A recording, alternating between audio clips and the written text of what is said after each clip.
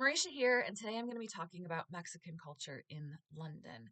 Now, when I first prepared to come over here, I did some research to see what kind of things did other Americans recommend that an American bring over because we can't get those things over here. And one of the things that popped up on a few different people's lists was taco seasoning because they said, like, there's no Mexican food over here. Um, so I brought a canister of taco seasoning, but when I got here, I found out that that's not true in London, at least. And my guess is that probably, yeah, if you were outside London in a smaller town, you probably would not be able to access Mexican food. But at least in London, when you go to just your regular kind of run-of-the-mill grocery store, there is a small section of Mexican um, products. Well, it's Old El Paso is the only brand that I've seen. So if you have another brand that you prefer, then you would want to pack it. But if you think like, well, taco seasoning's taco seasoning and mild jarred salsa is mild jarred salsa, then you'll be fine if you want to like have Mexican at home. And I'll talk a little bit more about the food, including restaurants, in a minute. But I want to talk about just kind of my personal experience and appreciation for Mexican culture over here. Because when I moved over here, it was in September. And so by the time Dia de Muertos came around, so late October, early November, had been here long enough that I had gotten a little bit over like the initial enthusiasm of like, I'm in England and I visited all these big sites and whatever. And I'd gotten into the groove of my kind of daily routine and going to classes and interacting with people. And I'd had enough interactions where I definitely felt like a foreigner. It was definitely like, yup, I'm American, not British. Like there are some noticeable differences, and there had been times where you feel like heavily like you're an outsider. And I saw an ad for a Dia de Muertos celebration near the British Library. And it was put on partly by an organization, by the Mexican embassy, but also partly by an organization called Mexibrit, which has, I think, one of the best logos I've ever seen because it's a British, like royal guard with the ones with the big, tall, black furry hats, except instead of a black furry hat, it's like a big, tall cactus hat. It is super clever. I love their logo. But it's an organization that promotes like Mexican culture in London. So when I saw that there was going to be a Dia de Muertos celebration, I would have already wanted to go to it because I took 4 years of Spanish in high school, and so I liked the language. I already was familiar with the holiday, and so I would have been naturally inclined to go to it anyway. But especially because I was feeling sort of maybe not fully homesick, but I had definitely had experiences where, yep, I'm an outsider. So I went to the Dia de Muertos celebration, and it honestly felt like home to me, right? Like this is recognizable. Like I know this, and it was like, I I know what ofrendas are, and so like I'm going and seeing the ofrendas that they have on display and enjoying the music that they're playing and having food from the various vendors that are there, and then they were also selling different products. And one of the people who were there selling their products was a company from Brighton, which is just on the coast of the UK. It's about an hour train ride from London, and they have a restaurant and a salsa company called Casa Azul.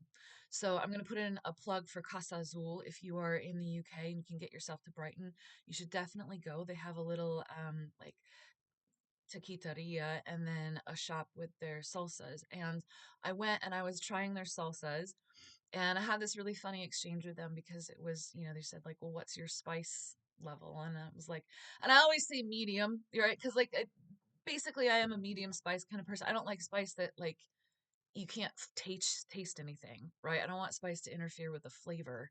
Um, but I definitely want some kick to my food. Like I want enough spice that it like drains my sinuses, you know? So I said medium, and they handed me a chip with a salsa to try, and then he said, "Can you go spicier?" And I said, "Yeah," because to me, what they handed me was not medium. And we kept going until I went through his entire line of salsas, including the hottest salsa, and I was like, "Actually, this is fine." And I was like, "Can you tell I'm like not English?" And we had a little chuckle, but I will say that one of their salsas, the salsa botanera, is the best salsa I've ever had in my life. I'm not being hyperbolic. It is so good. Um, it's an oil-based salsa, not a tomato-based salsa, and it has peanuts and sesame and pumpkin seeds and chilies, so it's got a nice kick to it. But the texture with like the oil and then the crunch of the seeds and the nuts and like the flavor blend, it's so toothsome. I mean, you have to get your hands on Casa Azul salsa botanera. It is the best. Um, but it just felt like home to me because Mexican culture is so entwined with like American culture. It feels like, I mean, to me, I would say like if you don't like Mexican food, are you even American? Like, it's so much a part of our country's culture. Even though obviously I'm not Mexican, I felt at home at a Mexican celebration, right? Because again, it's so much a part of American culture at this point as well. Um, and just a note, it was at a Dia de Muertos celebration. I went the following year with my friend who is Swedish, but she spent formative years in America, so she also like appreciates good Mexican food. And we went and we got these headpieces, and at first I was a little worried. I was like, I don't know, is it cultural appropriation for me to get one of these? But they assured me that it's okay, so don't come for me.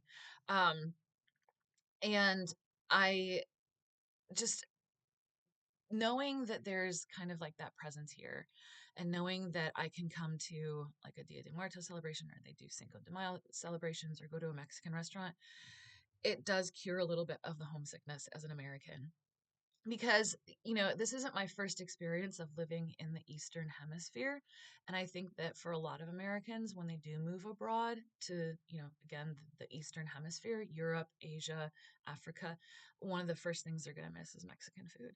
And as a Peace Corps volunteer in Turkmenistan, one of the first things that we did as volunteers when we got together is we made a Mexican meal because there's no Mexican restaurants in Turkmenistan. um, so speaking of restaurants, there are some Mexican restaurants in the UK. Again, they are few and far between compared to what you would find in the States, but there are plenty. Now, I will say that many of them tend to just be like tacos. It's a lot harder to find a Mexican restaurant that has a broader menu with other things. I did find a street vendor that has quesadillas that are fantastic. And same thing, when I went and I tried to practice my Spanish with them, they were just like really, really nice and excited that someone was speaking Spanish with them. And I think partly that's because in England, if they're going to learn a foreign language, and that's a big if because they're just as bad as Americans in terms of not learning other languages, it's most likely going to be French. And I get it because of the history between England and France is right there over, across the channel. But Spain is right there too. And Spain is a huge tourist destination for Brits. Like they're always flooding to Mallorca to the point where Spain has started, I think, to charge extra fees to British tourists because British tourists are not great. Um, and so it always kind of boggles my mind that Brits aren't better at Spanish. If you're American and have like ever been exposed to Spanish at all, and that's basically like if you're American, and you come over here, you will hear them pronouncing paella as paella, and it will drive you nuts. And then if you're someone who ever watched the Mexican episode of the Great British Bake Off and saw how like offensive it was, you'll also know that many of them will pronounce taco taco. And it really will get under your skin. It drives me nuts every time I hear them try to pronounce like Spanish words. I don't understand why they can't be better about it. But um and so like if you know a little bit of Spanish and you like try to practice your Spanish with Spanish speakers over here, you will have a good time. They will be very nice and you'll be able to like get better at your language. Um, so this restaurant that I found that I need to put a plug in, and this is not a paid promotion, this is because I love this restaurant. It is so great. It's called Mestizo. And so if you live in London, or even if you're just visiting and you're on day 3 and you're sick of fish and chips and you're like, yeah, let's try out a Mexican restaurant, go to Mestizo. It is so great. First of all, it's one of the few restaurants that I found that have tamales on their menu, and that's my favorite. The food is excellent and the people are really nice. And in addition, next door they have a tienda with like actual Mexican food. So not like American brand Old El Paso, but like stuff from Mexico. So like if you want to make your own tortillas from scratch, if you want assorted chilies, you can get yarritos if you're having a craving for Mexican pop. It's great. And the guy who works there is such a sweetheart because he lets me practice my Spanish with him. And even though my Spanish is really bad, we had like a really good conversation about being foreigners over here and how hard it is. And it did, again, like being at the Dia de Muertos celebration, it felt like it cured a little bit of my homesickness because there's definitely, I feel like a kinship with Mexicans because, right, they're our neighbors, the same way that I would feel kinship with Canadians. And just, yeah, just being able to kind of have that little conversation was really nice. Um, and the other great thing about Mestizo is they put on a tamale making workshop. And for only 20 pounds, I went to this workshop and I learned how to like make tamales, and like how to fold them up and the different types because there's like costeños that are in like banana leaves and there's the traditional ones in corn husks. So we made both of those. And I did not know until I came here that they have like dessert tamales. So we made like strawberry tamales. And so we were able to eat a couple while we were there, but I made like 6 more that I was able to take home to cook for later. I mean, what a bargain! Like 8 tamales altogether for 20 pounds just in and of itself, but also just learning how to make them. And we got horchata and Mexican hot chocolate. We got the recipe cards, and it was just such a great time. And again, if you're living in London, check out like their Instagram or their Facebook page and follow them because they said that they're gonna have more workshops like that in the future. So I can't say enough good things about Mestizo restaurant. So absolutely please get yourself over there and give them some business because they're lovely people and it's excellent food. And it's so great. So you can, if you know, if you are American, you're coming over here and you're like craving Mexican food, you can find it in London. Again, my guess is if you went to the Cotswolds, you probably wouldn't be able to find some, but in London, definitely you'll be able to like feed your like Mexican cravings, whether it is going to a restaurant or like I said, getting ingredients and being able to make things for yourself. Um, I want to say I'm going to use this as a bit of a soapbox, because obviously things are not great in the States right now in terms of the heightened levels of xenophobia and racism. I mean, on top of a lot of other things as well. And it makes me so, I mean, angry actually, and but also sad because to me, what makes our country great is that we are a nation of immigrants, and that when we are being our best selves as Americans, we are embracing the fact that, unless you are 100% Native American, you came from immigrants. And our country is just the idea of a country where there's people from all over the world who have come and they have settled and they've shared their culture with one another. And you think about the fact that in the US, because you don't find this when you go to other countries, that you have within the mainstream culture celebrations of Lunar New Year, St. Patrick's Day, Cinco de Mayo, like all these different cultures bringing their celebrations, their festivals, their food, everything, and sharing with one another and living side by side and working side by side. That's what makes our country great. And the people who are trying to disparage that and trying to make America white and vanilla, have really, really just missed the whole point of our country. And it makes me really sad.